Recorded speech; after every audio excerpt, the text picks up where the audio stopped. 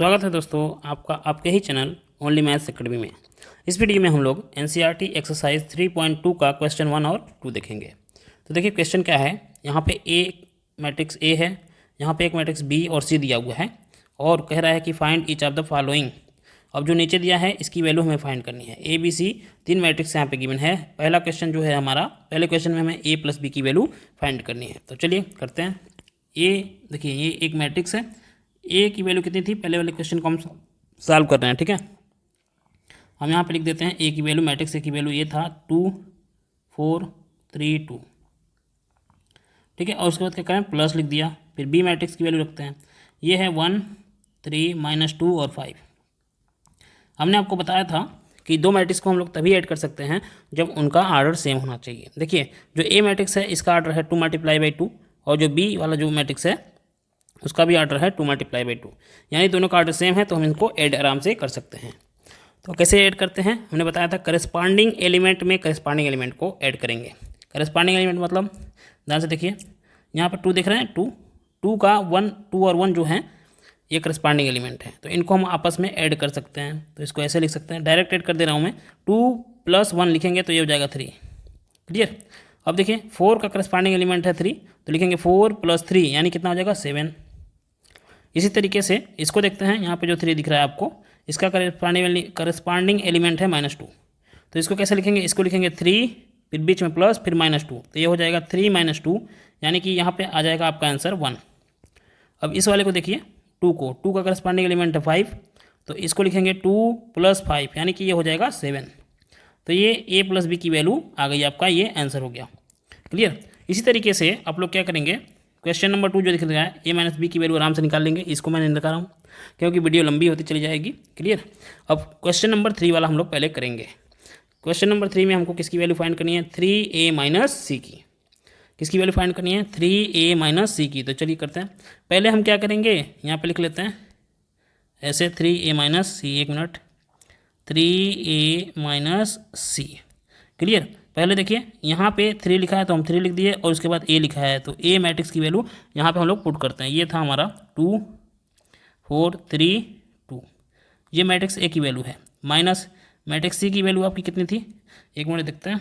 Matrix c की value -2 5 3 4, -2 5 3 4, ये है मैट्रिक्स c की वैल्यू। क्लियर।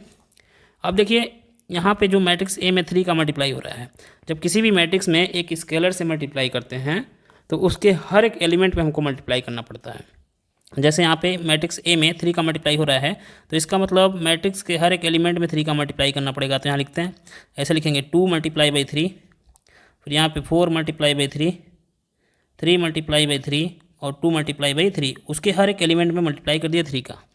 और यहाँ पे फिर से सी की वैल्यू लिख दी है -2 5 3 4। क्लियर।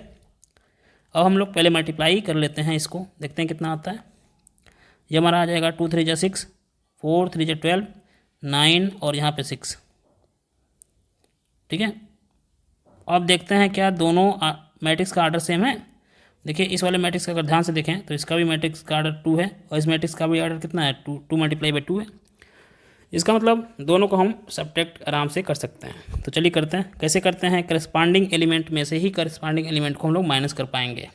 जैसे यहाँ पे 6 का करस्पॉन्डिंग एलिमेंट है -2, तो अब माइनस जब करेंगे तो कैसे लिखेंगे, ध्यान से देखिए। इसको लिखेंगे 6, फिर बीच में साइन है माइनस का तो लिख दिए माइनस, फिर इसका करस्पॉन्डिंग एलिमेंट था -2 तो यहाँ लिख देंगे -2। अब 12 का देखिए, 12 का करस्पॉन्डिंग एलिमेंट क्या है 5, तो यहाँ लिखेंगे 12 - 5। फिर इस 9 को देखिए, यहाँ पे 9 है तो लिखेंगे 9 - 9 का करस्पॉन्डिंग एलिमेंट है 3, तो 9 - 3। फिर यहाँ पे जो आपको 6 दिख रहा है, 6 का करस्पॉन्डिंग एलिमेंट होगा 4, तो लिखेंगे 6 - 4, यहाँ लिख देंगे 6 - 4। क्लियर। अब इसको सॉल्व करेंगे तो हमारा आंसर मिल जाएगा। तो ये हो जाएगा हमारा 6 + 2 8 हो गया, और ये 12 - 5 करेंगे तो 7, 9 में से 3 को माइनस करेंगे तो 6 आ गया, और 6 में से 4 को करेंगे तो 2। ये आपका आंसर हो गया क्वेश्चन नंबर 3 वाले का। अब देखते हैं क्वेश्चन नंबर 4 को। 4 में क्या दिया है, ए बी, यानी ए और बी का मल्टीप्लाई करना है। और क्वेश्चन नंबर 5 में दिया है बी ए। आप सोच रहे हो कि दोनों की वैल्यू सेम आएगी, जी नहीं। जो मैट्रिक्स होता है, मैट्रिक्स का मल्टीप्लिकेशन होता है वो कम्यूटेटिव लॉ को फॉलो नहीं करता है। ए बी की कुछ और वैल्यू आएगी और बी ए की कुछ और वैल्यू आएगी, इसलिए यहाँ पे 2 क्वेश्चन दिया है।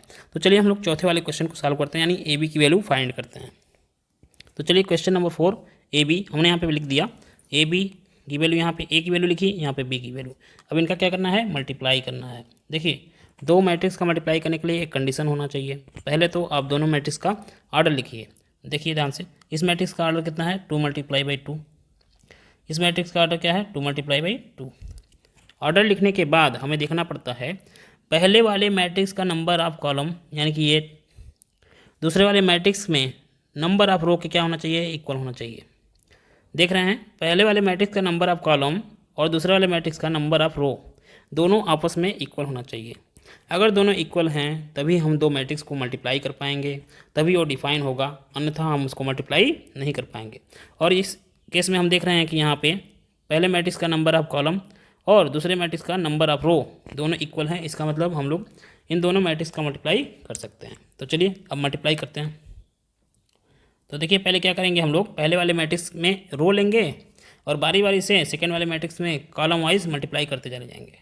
अगर आपने मल्टीप्लिकेशन का वीडियो नहीं देखा है तो प्लीज़ प्लेलिस्ट में जाके देखिए, वहाँ पे मैंने बहुत ही अच्छे ढंग से बताया हुआ है कि 2 मैट्रिक्स का हम लोग मल्टीप्लाई कैसे करते हैं। तब यहाँ पे देखिए, चलिए ध्यान से देखते हैं। पहले हम क्या करेंगे, पहले वाले मैट्रिक्स में से पहला रो लेते हैं। ये हुआ हमारा पहला रो लेंगे, ठीक है, और कॉलम वाइज मल्टीप्लाई करते चले जाएंगे।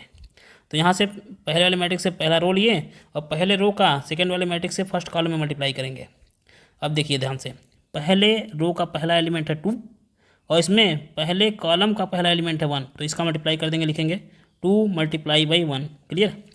अब पहले रो का सेकेंड एलिमेंट 4 है और पहले कॉलम का सेकेंड एलिमेंट है -2, तो यहाँ पे पहले बीच में साइन लगा के लिख देंगे 4 × -2। क्लियर। अब पहले वाले रो का पहले कॉलम में मल्टीप्लाई हो चुका, अब पहले ही रो का सेकेंड कॉलम में मल्टीप्लाई करेंगे। पहले ही रो का अब सेकेंड कॉलम में, तो लिखेंगे कहाँ, ध्यान से सुनिए। पहले रो का सेकेंड कॉलम में कर रहे हैं तो पहले रो में लिखेंगे और सेकेंड कॉलम में। तो चलिए अब देखते हैं, पहले रो का पहला एलिमेंट है 2 और सेकेंड कॉलम का पहला एलिमेंट 3, तो इन दोनों का मल्टीप्लाई होगा और लिखेंगे कहाँ, फर्स्ट रो और सेकेंड कॉलम में, क्योंकि फर्स्ट रो का सेकेंड कॉलम में मल्टीप्लाई कर रहे हैं तो लिखेंगे भी वहीं फर्स्ट रो और सेकेंड कॉलम में। ये हो गया। अब इसके बाद लिख देंगे प्लस। अब देखिए फर्स्ट रो का सेकेंड एलिमेंट है 4 और सेकेंड कॉलम का सेकेंड एलिमेंट है 5, तो यहाँ पे लिख देंगे 4 × 5। अब हमारा फर्स्ट रो का फर्स्ट कॉलम और सेकेंड कॉलम में बारी बारी मल्टीप्लाई हो गया।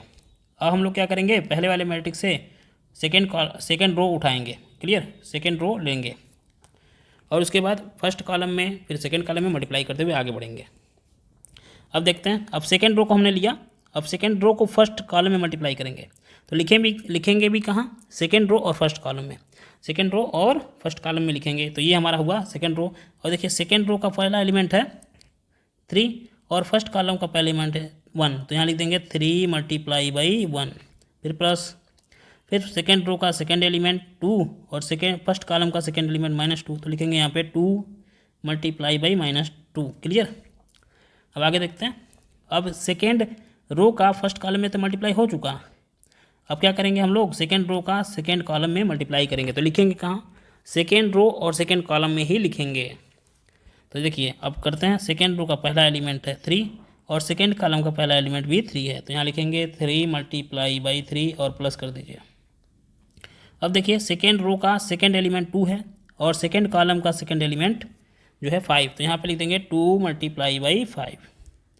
क्लियर, ये हो गया हमारा। अब इसको सॉल्व कर लेंगे तो हमारा आंसर हमको मिल जाएगा। करते हैं, ये कितना हो जाएगा, 2 × 1 = 2 और इसको किए तो -8, 2 - 8 यानी ये हो जाएगा -6। क्लियर। इसको करते हैं 2 × 3 = 6 और ये हो जाएगा 20, तो 20 + 6 हो जाएगा 26। क्लियर है। इसको सॉल्व करते हैं, तो ये 3 × 1 = 3 और ये हो जाएगा 2 × 2 = 4 यानी -4, 3 - 4 हो जाएगा आपका -1। इसको सॉल्व करें, 3 × 3 = 9 और 10, 9 + 10 हो जाएगा 19, तो ये आपका ए बी का आंसर हो गया।